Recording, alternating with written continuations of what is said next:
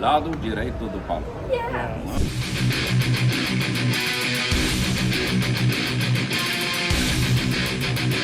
Fala galera do lado direito do palco, vocês não têm noção o que acabou de acontecer aqui. A gente tá no Tokyo Marine Hall para o show do The Hives e a gente acabou de entrevistar o NICHOLAUS ARSON, que é simplesmente o guitarrista da banda. Então vem cá conferir como foi. Today you're going to play your second concert with the Death of Randy Fitzsimmons tour here in Brazil. You guys came here many times before, so what do you like the most about our country and how is your connection with the Brazilian audience, the fans and whole thing? I think we've always, ever since we first started coming here, we've had great shows in Brazil. And before we even came here, people were saying that we should go to Brazil because they were saying that maybe it would have been our second record, maybe then, the Vinny Vicious one, that it was doing well on sort of the cassette market over here, which was, so it wouldn't really show up in charts or anything, but people said that we were popular in Brazil, but then we never came over until, I don't really know when the first time was when we came over.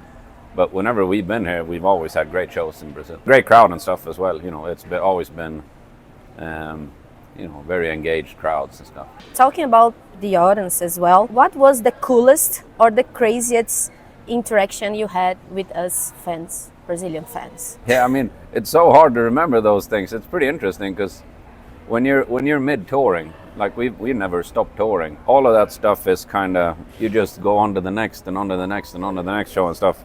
But it's pretty interesting. I was telling like some of the guys in the band that we had we had lunch when we were rehearsing for the record. We had lunch with Dr. Matt Destruction. Like he lives in Fagersta, so we sometimes have lunch with him when we're rehearsing and stuff. And he remembers, because I guess he stopped touring, and he's like, do you remember when we did that? And do you remember when that happened? And so I should probably ask him, So it's kind of cool. I guess it comes when you sit down and don't tour for a bit. Mm-hmm. But otherwise, I remember we've had some, I really like the sort of sweaty shows and stuff, and I know we've had some of those in Brazil, so it's always been a good time. The last one in Primavera Sounds, it was the warmest or the hottest show you ever play? Oh yeah, maybe. I can't remember. What are your biggest musical influences? Like, are there any bands you listen since you were kids? Yeah, I think for me, AC/DC is one of those bands that they were my first kind of rock band. I was 6 and there was a guy who was a couple of years older than me who lived in the same street, and he introduced me to AC/DC and Motorhead, and I've been listening to them my whole life, And we even got to tour with them in Australia, which was nice. A lot of the bands that I looked up to as a kid, we've had the pleasure of touring with. Bands like AC/DC or, New Bomb Turks was one of those bands as well that I got into maybe when I was, 15 or something, and they were very important, to the Hives sound and stuff. There are a lot of bands like that, like Swedish punk bands, English punk. We got to play with the Damned in Mexico recently. Yeah. And they're also, a big influence, Do you know any Brazilian artists? No, not that comes to mind right away. But I didn't have, Sepultura, of course. Yeah. They would be the big one, I guess. We are touring with Sepultura. Oh, nice. Yeah, in the last tour. Yeah.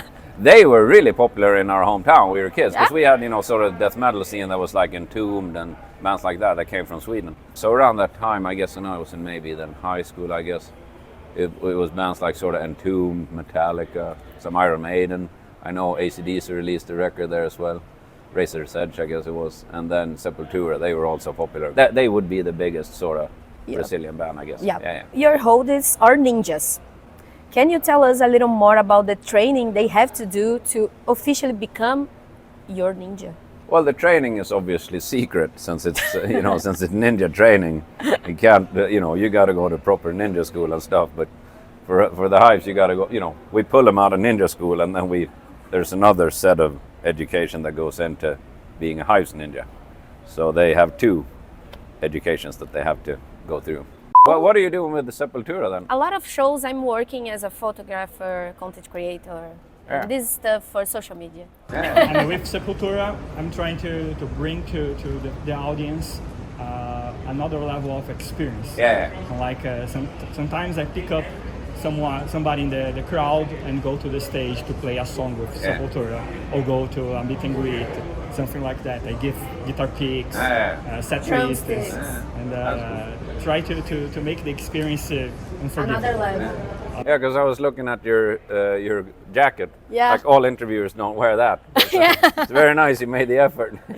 It's totally handmade. Yeah, it looks great. Like a lot of our fans are they're super at stitching. You know, they're great. You know, should hire all of them. Yeah, another level of fans. Yeah. Talking about the Hives again, what do you think is the difference between the Hives and other bands in terms of bringing younger audience to the concerts? If you have a record that sort of takes off with a younger crowd, you will have younger people coming to your shows, and that can happen, you know, anytime. There's a slight difference in certain countries. You know, you may come to a country and your audience might be slightly older, and then you come to another country and the audience is really young, and so it just kind of depends on what record that takes off. I know that we had the Tyrannosaurus Hives record, which was like our third record. That took off in France and became really popular. Like I guess in the US and sort of more of Europe, maybe it was the second record, you know, slightly earlier than that. So it all depends on how far it is between records and when people get into the band. But lately, I mean, you notice that almost every time you release a record, I should say, there are new fans coming in. And sometimes now we have, you know, fans who are like third generation Hives fans. You know, we've had shows where we have, you know, the mother with the parents and her children, you know, so it's like 3 generations of people coming to see the Hives. I don't know if that's different to other bands. I've seen the same thing at shows with AC/DC and Rolling Stones and bands like that, bands who've been going for a long time. So I guess that's the main difference. You got to go long enough to acquire those fans that come in, you know, way later and stuff. The Hives is the only band on earth that is able to become your new favorite band in only one It's concert. a trademark, you know. Yeah. What's the secret for that? Well, I mean, we work pretty hard at it, you know. We go in and we work very hard at becoming your favorite band. As soon as people don't react to what we're doing, we kind of panic a little bit. Or panic, I should say. We don't like it. We don't like when people are not engaged in our show, or when people are, you know, they're not part of it. So I think that's very much a mutual thing, you know.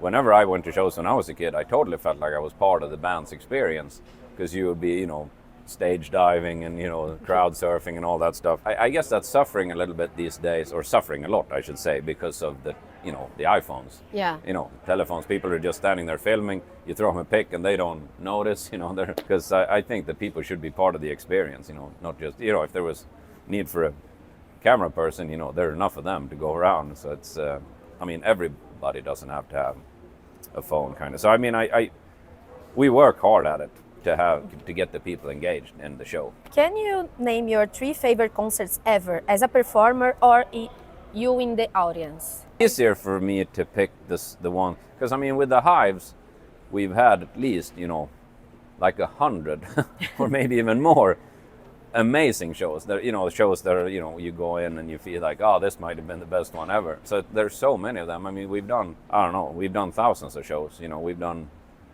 I don't know, 2, 3, 4,000. I have no idea. You know, we've done so many shows that we've had at least, you know, like 100 be, you know, the best of the best when it's as good as it can get. And they can also be different. They can be big shows, they can be small shows, they can be sort of anything. But I think it's easier for me to pinpoint the ones where I got to see bands that sort of blew me away. I think the most prominent memory of having a show that was like where we were standing around like looking at each other thinking, what the fuck is this? This is the best thing I've ever seen. Turbo Negro played in a basement in a neighboring town from where we live. You know, just like you drive for 30 minutes. So it's like a small town, kind of the equivalent of Fagersta, which is like where we come from, which is like 12,000 people. This one is slightly bigger, maybe 20 or something, 20,000. And they played like in a small place together with the helicopters. I think somebody told me once that there was like maybe 20 or 30 people there, paying customers to see those bands.